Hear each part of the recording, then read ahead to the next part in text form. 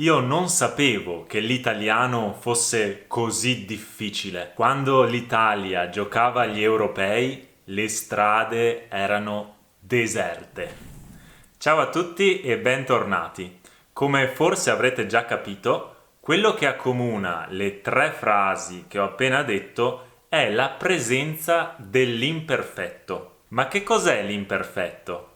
In questo video lo studieremo assieme e alla fine vi farò anche un brevissimo test per verificare l'apprendimento.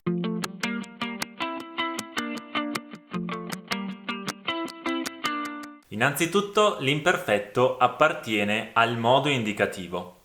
È un tempo semplice, ovvero è formato da una sola parola. Partiamo subito con il vedere le desinenze da aggiungere al tema verbale per formare l'imperfetto. Le desinenze da aggiungere variano a seconda della coniugazione a cui appartiene il verbo, ma sono tutte molto simili. Per esempio, il verbo parlare all'imperfetto diventa io parlavo, tu parlavi, lui, lei parlava, noi parlavamo, voi parlavate, loro parlavano. Ma quando si usa l'imperfetto?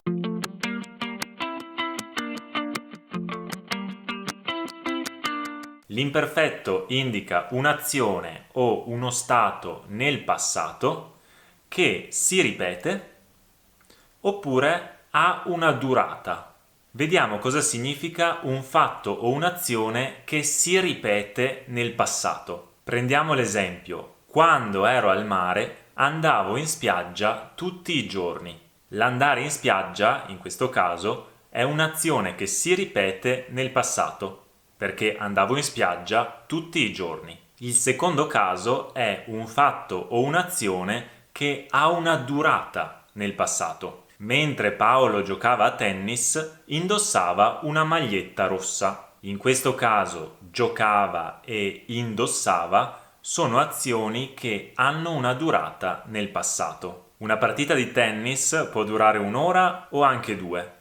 Quindi si tratta di un'azione che dura nel passato. Sarebbe diverso se dicessi Paolo ha tirato il pallone in porta, oppure Paolo tirò il pallone in porta. In questo caso l'azione è puntuale, cioè avviene in un determinato momento del passato.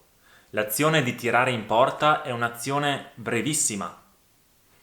In questo caso allora si usano il passato prossimo oppure il passato remoto, tempi che vedremo sicuramente nelle prossime lezioni.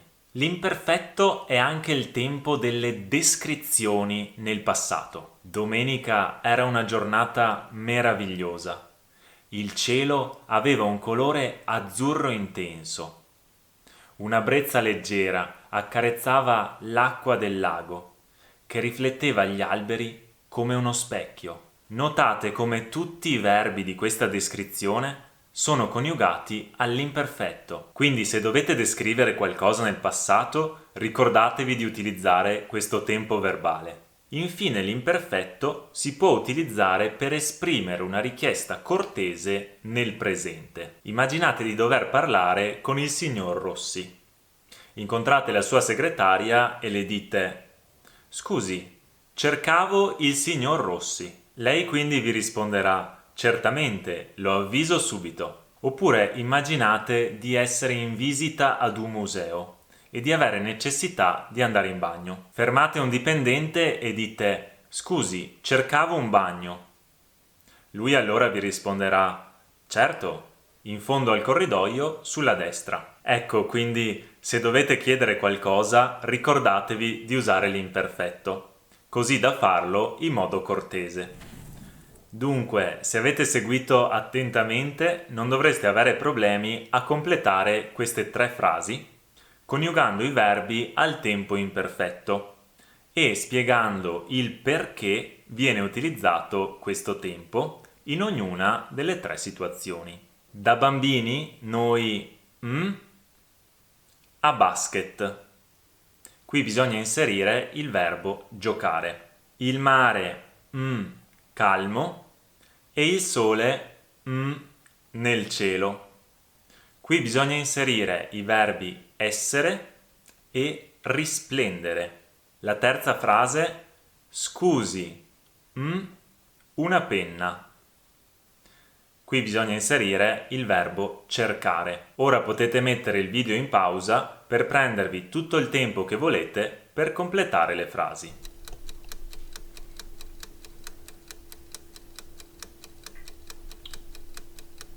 Com'è andata? Ora vi do le soluzioni. Frase numero 1. Da bambini noi giocavamo a basket.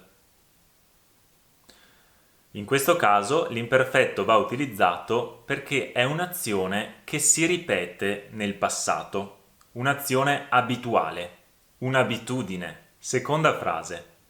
Il mare era calmo e il sole risplendeva nel cielo. In questo caso l'imperfetto va utilizzato perché si tratta di una descrizione nel passato. Terza frase. Scusi, cercavo una penna. In questo caso si utilizza chiaramente l'imperfetto perché è una richiesta cortese. Anche oggi abbiamo concluso la nostra lezione. Spero vi sia piaciuta e soprattutto vi sia stata utile.